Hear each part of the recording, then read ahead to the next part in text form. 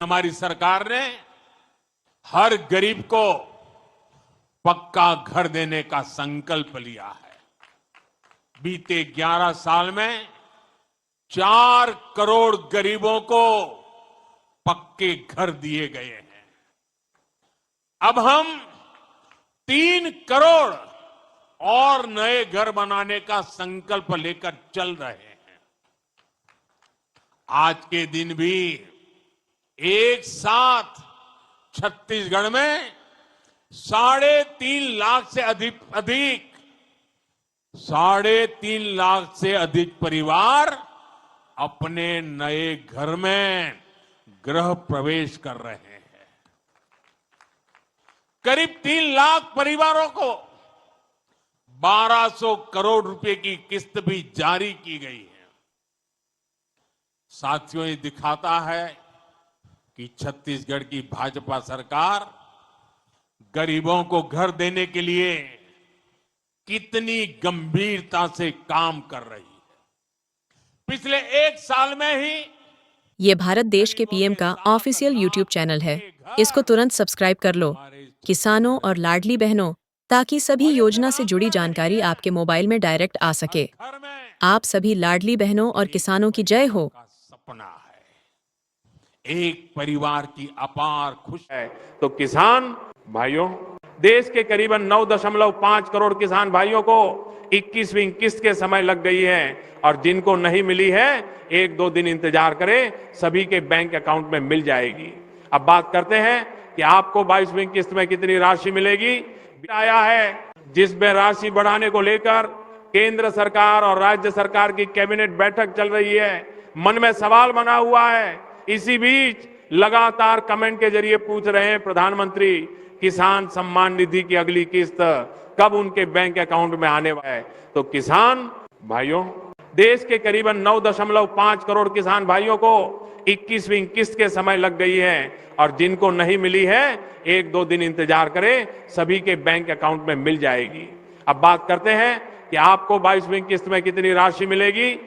चुनाव होने से पहले एनडीए की सरकार ने वादा किया था किसानों से कि प्रधानमंत्री की जो राशि है उसको बढ़ा दी जाएगी।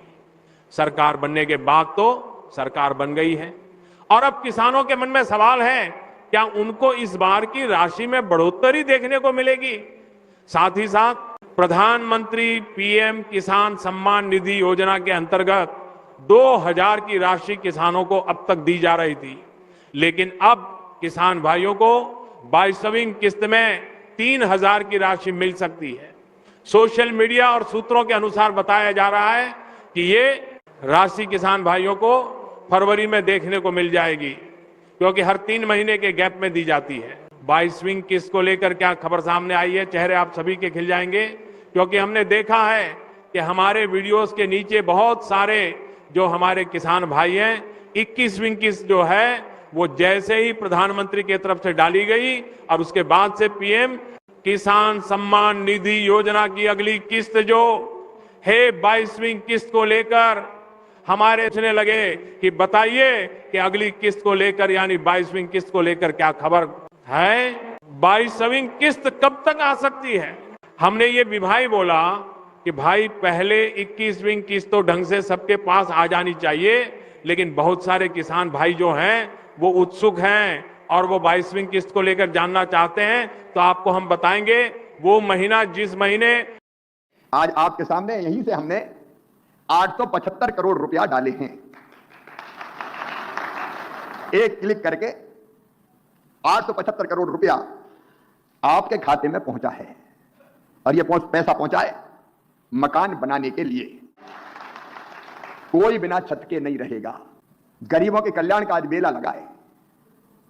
3.5 लाख गरीब बहनों और भाइयों के खाते में स्वीकृति पत्र के साथ यह भी कि पहली किस्त कितने रुपए की होगी, दूसरी किस्त कितने रुपए की होगी और कब मिलेगी, जानकारी सबको होनी चाहिए।